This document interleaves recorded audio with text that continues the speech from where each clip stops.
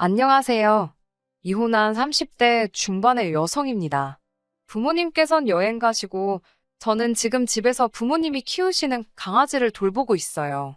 TV도 딱히 볼 것도 없고 심심해서 그런가 별의별 생각이 다 나네요. 제가 어쩌다 이혼했는지 이야기해드리겠습니다. 전 남편이지만 편의상 남편이라고 부르겠습니다. 남편과는 지인의 소개로 만났습니다. 당시 제 나이가 33이었고 남편은 34이었는데 지인이 보기에는 둘이 나이도 비슷하고 잘 어울릴 것 같았던 모양이에요. 솔직히 낯을 많이 가리는 제 성격상 소개팅은 어색해서 내키지 않았는데 지인이 술 한잔 마시면서 보면 괜찮지 않겠냐며 굳이 자리까지 만들어주더라고요. 판을 깔아주는데 안 논다고 하는 것도 예의가 아닌 것 같아서 나간 자리였습니다. 남편과는 대화도 잘 통하고 여러모로 코드가 잘 맞았어요. 잘 되면 결혼하고 안 되면 술 친구나 하자며 농담을 나눌 정도로 금세 가까워졌습니다. 소개받고 얼마 지나지 않아 연인 사이가 되었고 연애 6개월 만에 결혼 약속을 했을 만큼 관계가 급속도로 진전되었지요. 그런 남편과 이혼을 결심하게 된 건 어머님 때문입니다. 물론 남편이 어떻게든 제 편을 들어줬다면 이혼까지는 생각하지 않았을 수도 있지요. 하지만 남편은 오히려 저를 속물로 몰아가면서 저만 이상한 사람으로 만들더라고요. 그런 남편의 행태를 보면서 이 인간은 믿고 살 위인이 못 된다는 걸 알아챘네요. 어머님 때문에 마음 상했던 일을 늘어놓자면 3일 밤을 꼬박 새도 부족합니다. 그러니 제가 결정적으로 어머님과 남편에게 정이 다 떨어지게 된 사건만 말씀드려 볼게요. 결혼식을 올리고 신혼여행을 다녀오자마자 저를 기다리고 있던 건 아버님의 생신이었습니다. 정작 아버님께서는 모처럼 오리고기나 먹으러 가자고 하셨는데 어머님이 되려 유난이시더라고요. 말씀하시기를 아버님께서 며느리가 차린 생일상을 받고 싶으시면서도 저를 배려해 주시느라 말씀을 못 하시는 눈치랍니다. 그러면서 저더러 센스껏 준비해보라고 하시는 거예요. 눈치 없는 남편은 그 옆에서 진짜 좋은 생각이라며 어머님의 말씀에 힘을 보태고 있었고요. 걱정이 태산이었습니다. 부끄러운 이야기지만 저는 요리를 잘하지 못해요. 해볼 기회가 많이 없었거든요. 남편과 마찬가지로 저 역시 자취나 유학 경험 없이 결혼 직전까지 친정부모님과 함께 살았습니다. 대학원을 졸업하자마자 회사에 들어가면서 생활은 더 바빠졌고요. 사정이 그렇다 보니 주방일이나 살림에 큰 관심도 없었고 할 기회도 없었지요. 게다가 친정아버지께서는 여자는 결혼하면 좋으나 싫으나 결국 부엌 일을 하게 된다며 구태여 미리부터 할 필요는 없다셨습니다. 참고로 평소에도 친정아버지께서는 친정어머니의 부엌 일을 자주 도와주시는 편이에요. 사정이 그렇다 보니 기껏 어쩌다 부모님을 도와드리게 되더라도 저는 설거지나 뒷정리를 하는 정도였지요. 아무튼 그런 상황에서 어머님이 뜬금없이 아버님 생일상을 차리라니까 골치가 너무 아프더라고요. 그냥 못한다고 하고 외식하자고 졸라볼까 싶었지만 결혼하고 첫 생신이잖아요. 그래서인지 마음 한편으로는 시부모님께 잘 보이고 싶은 쓸데없는 욕심이 생기더라고요. 그래서 인터넷과 요리책을 뒤적이며 공부 아닌 공부를 했어요. 아버님 생신 전날 회사에서 퇴근하기가 무섭게 미역국부터 시작해서 잡채, 불고기, 생일상이라 하면 떠오를 법한 몇 가지 음식들을 밤새 만들었습니다. 음식이 맛도 있어야 하겠지만 정성이잖아요. 이 정도면 제 마음과 노력을 알아주시겠지 싶었습니다. 하지만 아버님의 생일이었던 다음날 저는 마음의 상처를 입고 말았습니다. 어머님은 상대의 기분 따위는 안중에도 없으시더군요. 밤새 만든 음식들을 바리바리 싸들고 시댁에 도착했습니다. 문을 열어주신 어머님께서는 일주일 내내 일하고 쉬는 날 쉬지도 못하고 운전해서 오느라 고생했다며 당신 아들을 쭈물떡거리시더라고요. 저도 사람인지라 그 모습을 보고 있자니 좀 서운하대요. 둘이 같이 맞벌이하면서 음식은 저 혼자 했고 저희 집에서 시댁까지 남편이 운전을 했다고는 하지만 거리로 1시간도 안 걸립니다. 그게 그렇게 안쓰러울 일인가 싶더군요. 부엌에 제가 만든 음식들을 꺼내놓으니 어머님의 표정이 뭐라고 표현을 해야 할지 모르겠는데 웃고 계신데 굉장히 가짜로 웃고 계신 느낌이었습니다. 뭐가 마음에 안 드시나 싶어서 괜히 걱정이 되더라고요. 어머님께서 어디 맛 좀 한번 볼까? 그러시면서 미역국하고 잡채를 드시더라고요. 아, 드시기 전부터 우리 며느리가 손이 장내자가라고 타박도 하셨습니다. 고생했다 소리는 못 들었네요. 아무튼 맛을 보시더니 인상을 팍 찌푸리셨습니다. 저더러 간 볼 줄 모르냐고 그러시더군요. 그 소리를 듣고 남편이 부엌에 오더니 자기가 간 봤을 때는 괜찮았다며 다시 한번 먹어보더군요. 남편이 아무렇지도 않다니까 어머님께서는 뭐가 아무렇지도 않냐면서 남편에게 저랑 살면서 입맛이 완전히 배린 거 아니냐입니다. 마치 저 때문에 남편이 이상해졌다는 식으로요. 기분이 팍 상했는데 남편은 또 어머님의 그런 말씀에 제대로 대꾸도 못하고 제 눈치만 살피더군요. 어머님은 안 되겠다면서 제가 해온 음식을 전부 냄비에 부으시곤 새로 간을 하셨습니다. 솔직히 빈정상하고 속상했어요. 저를 무시하는 것 같았으니까요. 하지만 여기서 끝이 아니었습니다. 이윽고 식사가 시작되자 어머님께서는 이거 간 맞추는 게 여간 힘든 일이 아니었다면서 어떻고 저떻고 한참 생색을 내시더라고요. 아마 모르는 사람이 들었으면 어머님이 밑간부터 시작해서 다 하신 줄 알았을 거예요. 식사가 끝날 무렵에서야 아버님께서 저에게 최악이 너도 고생했다 한마디 하긴 하셨는데 아니 왜 너도예요? 저 혼자서만 다 만든 건데 이건 뭐 칭찬을 들은 것 같지도 않고 기분만 나쁘더군요. 음식 맛은 어땠냐고요? 당연히 별로였지요. 얼마나 짜던지 식사 후에 온 가족이 2리터 페트병을 옆구리에 끼고 다니면서 물을 들이부어댔으니까요. 그래도 식사가 끝난 뒤에는 아버님 생신이고 하니까 현찰로 30만 원 챙겨드렸습니다. 친정 부모님께도 늘 30만 원에서 50만 원 정도는 챙겨드렸기에 그 돈이 그때는 아깝지 않았어요. 그렇게 아버님의 생신이 지나가고 얼마 지나지 않아 제 생일이 돌아왔습니다. 친정 부모님께서 우리 딸이 좋아하는 거 먹으러 가자며 들뜬 목소리로 연락을 해오셨어요. 제가 어린아이도 아니고 생일 선물이나 생일 파티 같은 걸 기대하지는 않았지만 챙겨주는 사람이 있다는 건 늘 기분 좋은 일이잖아요. 남편도 뭐 하고 싶냐고 물어보길래 어디 좋은 데 가서 여유롭게 식사하고 싶다고 했어요. 그도 그럴 것이 남편이나 저나 워낙 회사 일로 바쁘다 보니까 모처럼 외식 한 번을 해도 멀리 가지도 못하고 집 근처에서 대충 해결하거나 배달을 시키기 일쑤였거든요. 하지만 생일 당일까지도 시부모님께서는 아무 말씀이 없으시더라고요. 실망을 했냐고 물으신다면 아주 약간이요. 왜냐면 제가 아버님 생일 때 열심히 했다는 걸 말로는 알아주지 않으셨어도 속으론 아시겠지라고 막연히 믿었거든요. 그런데 정말 별 생각이 없으셨던 모양인지 며느리 생일 축하한다는 짧은 문자 한 통조차 안 주시더라고요. 그래서 좀 서운했지요. 그래도 큰 의미를 두지는 않으려고 했습니다. 제 생일은 평일이었기에 평소처럼 출근을 했고 직장 동료들로부터 많은 축하도 받았습니다. 저희 회사는 생일인 사람은 집에 일찍 퇴근할 수 있는 제도가 있어서 평소보다 회사를 일찍 빠져나왔는데 어머님께서 연락을 해오셨어요. 집에 잠깐 들리라고요. 줄 것이 있다고 하시더군요. 설마 하는 생각과 동시에 기분이 좋아지더라고요. 어머님이 의외에 면이 있으시네라며 혼자 룰루랄라 들떠서 시댁에 갔네요. 하지만 하마터면 제 꼴만 우스워질 뻔했지 뭐예요. 어머님께서는 포장된 인절미가 30개 들은 떡 한 박스를 꺼내놓으시고는 집에 가져가랍니다. 남편이 좋아하는 떡이라면서요.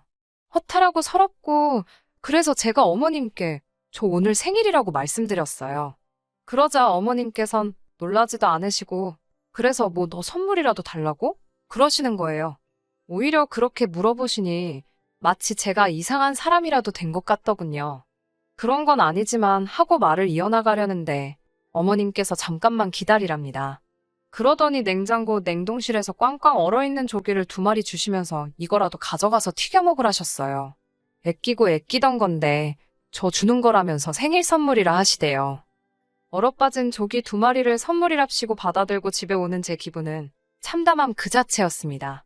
조기 2마리도 충격적이었지만 아무렇지 않게 마치 이거라도 먹고 떨어지라는 식의 어머님의 태도는 정말이지 날 가족으로 생각하긴 하는 건가 싶더라고요.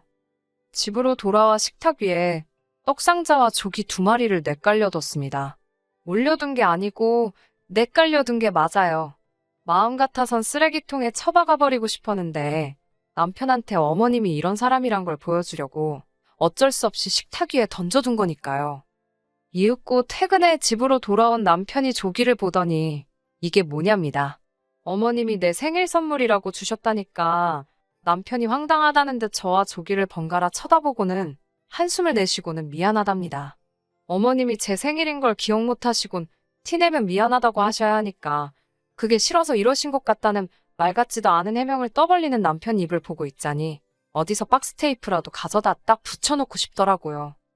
남편이 조기는 자기가 맛있게 튀겨준다고 하길래 조기로 두들겨 맞기 싫으면 갖다 음식물 쓰레기에 버리라고 했습니다. 남편은 그래도 어머님이 주신 건데 좀 서운하단 식으로 말을 꺼내길래 그러면 뒀다가 너나 처먹으라고 했네요. 남편도 그제서야 미안하다고 했지만 제 마음이 쉽게 풀어지진 않았지요. 차마 친정에다가 시부모님이 조기 2마리 주셨다는 소리는 안 나와서 그냥 저녁같이 먹었다고 대충 둘러댔고요. 그러다 올해 초 어머님의 생신이었습니다. 결혼한 지 1년이 안 되었으니 처음 맞이하는 어머님의 생신이기도 했고요.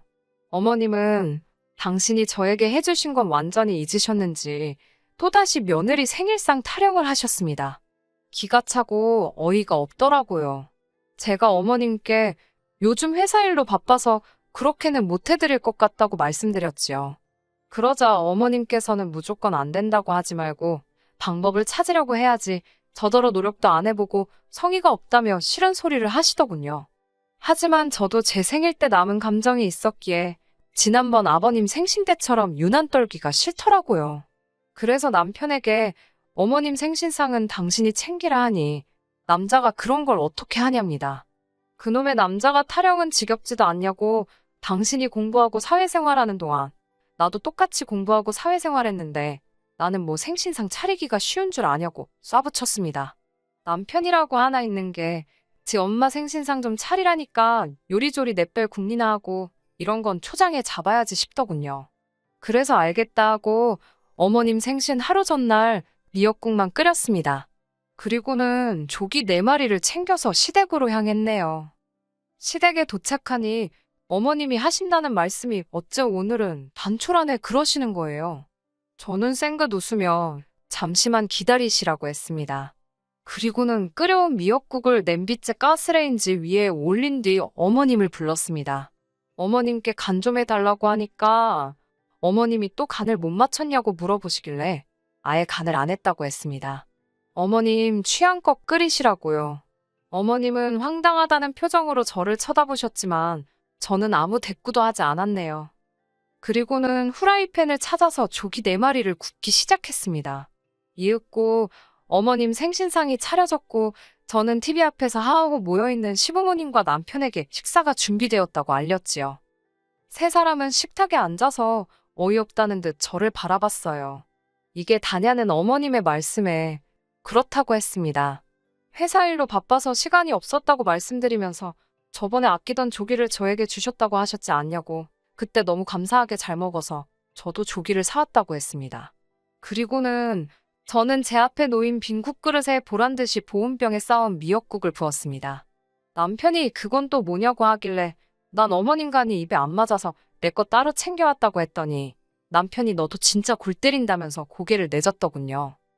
아버님께서는 도대체 이게 다 무슨 상황이냐고 화를 내셨고 저는 아버님께 어머님이 지난번 제 생일날 조기 2마리를 선물이라고 주셨다고 사실 그대로 말씀드렸습니다.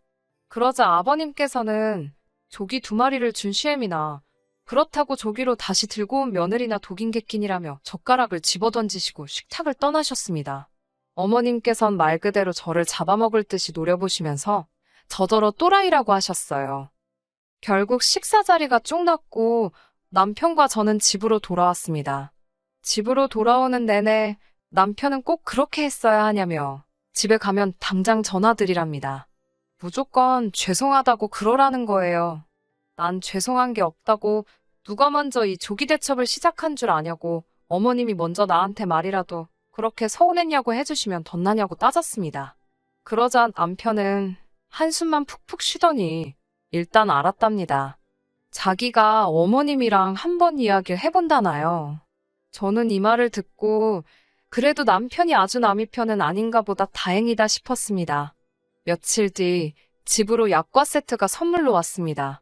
남편이 어머님이 보내신 것 같다며 열어보라고 하더라고요. 안에는 곱게 포장된 약과가 담겨 있었습니다. 이걸 왜 보내신 거냐 하니까 어머님이 사과의 뜻으로 보내신 거 아니겠냐며 이런 시어머니가 어딨냐고 남편이 기세가 등등해졌더군요. 저는 긴가민가 하면서도 어머님이 나한테 미안하시긴 한가 보다 싶어 얼었던 마음이 조금은 풀리는 기분이었지요.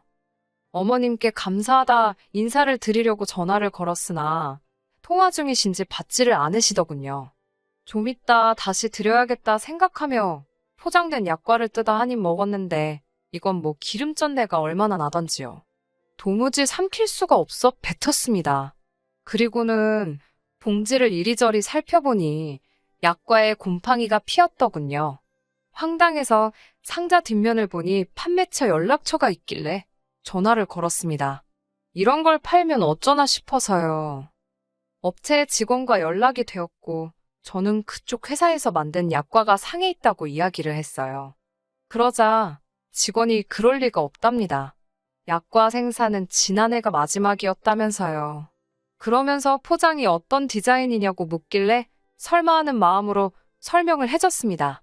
그러자 그 직원은 틀림없다며 작년 제품이라네요. 저는 남편에게 시댁에 가자고 감사하니 직접 만나서 인사를 드리는 편이 좋겠다고 꼬셨습니다. 남편은 제가 직접 사과하러 간다는 소리로 이해를 했는지 싱글벙글이더군요.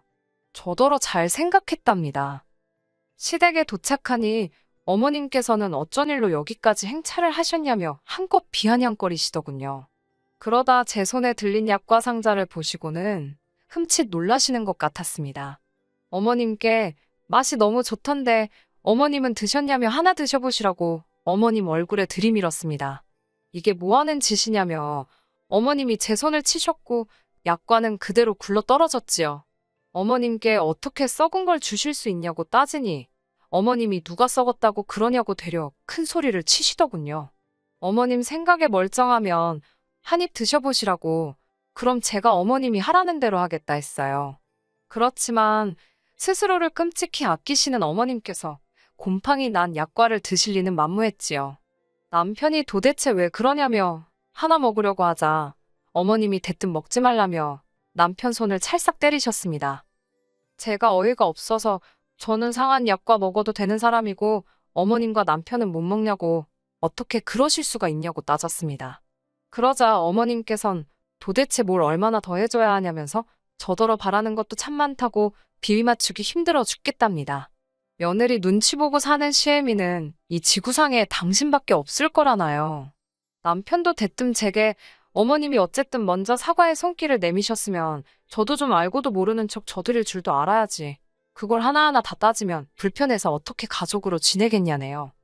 곧 죽어도 당신 잘못은 인정 안 하는 시어머니와 그런 시어머니를 어떻게든 감싸고 돌고 저만 바보천치 취급하는 남의 편을 보고 있으니 이놈의 거지 같은 집구석에 내가 뭐 한다고 붙어있나 싶더라고요. 피는 못 속인다고 어머님이 저 모양인데 아들놈이라고 다르겠어요? 홧김에 남은 약과가 들어있던 상자를 쓰레기통 쪽으로 집어 던졌는데 그게 어쩌다 중간에 서 있던 남편 발등으로 떨어졌습니다. 쓸데없이 포장은 또 고급스럽게 나무 합판으로 만들어진 상자로 되어 있었거든요. 남편이 자기 발을 부여잡고는 자기 죽는다고 소리를 질러대더군요. 어머님께서는 저더러 일부러 그랬냐며 당장이라도 제 머리채를 잡을 기세였지만 어머님보단 그래도 젊은 제가 피하는 게 빨랐지요. 어머님은 비로도 공당 같은 치마를 입고 계셨는데 그 치마에 당신 발이 걸려 넘어지셨고요. 상상이 되실지 모르겠지만 아수라장이 따로 없었습니다. 저는 그 길로 냅다 튀었고요. 집으로 돌아오고 얼마 지나지 않아 남편이 씩씩거리며 들어왔습니다. 저는 그런 남편에게 우린 이혼밖에 답이 없는 것 같다고 하니까 남편도 자기도 저랑 못 살겠다며 갈라서잡니다. 그렇게 순식간에 이혼이 진행되었지요. 그제서야 어머님께서는 당신이 너무 유치하게 굴었다며 그래도 당신 아들이 4대 독자인데 이혼은 안 된다며 저를 잡으셨습니다. 시할머님이 아시면 저나 어머님이나 무사하지 못할 거라면서요. 어머님 사정이야 제 할 바 아니고 시할머니께서 저에게 뭘 어떻게 하시겠어요? 이혼하면 전 이직 구석하고 완전 남인데요, 뭐. 결혼 생활 기간이 짧아 위자료 같은 건 따로 없었고 그냥 깔끔하게 갈라섰습니다. 꼴랑 1년도 못 살고 이혼녀 딱지를 달게 된 게 억울했지만 지금까지도 최선의 선택을 내렸다고 생각합니다. 남편을 소개해줬던 지인에게는 그동안 있었던 일을 지금 제가 사연을 적은 것보다 더 상세하게 말해주었거든요. 지인은 저에게 정말 미안하다면서 아주 제 남편을 매장을 시켜야 하는 거 아니냐고 저보다 더 분개해 주었습니다. 그리고 저는 생각도 못했던 일인데 남편과 지인이 동시에 아는 사람들에게 다 소문을 냈더라고요. 조기 대처부터 상한약과 이야기까지 전부 다요. 덕분에 남편은 회사에서 사람 대접도 못 받는다더니 얼마 버티지 못하고 제 발로 나왔다대요. 이후로 소식을 들은 사람은 없고요. 인과응보지요, 뭐. 그때부터 지금까지 저는 연애고 결혼이고 아무런 생각도 없고요. 관심도 없습니다. 어떻게든 되겠지요, 뭐. 아, 그리고 조기랑 약과는 이제 보기만 해도 치가 떨립니다. 우에. 끝까지 들어주셔서 감사합니다. 오늘의 사연은 여기까지입니다. 구독과 좋아요, 알람 설정 부탁드리고 더 좋은 사연으로 다시 찾아뵙겠습니다. 감사합니다.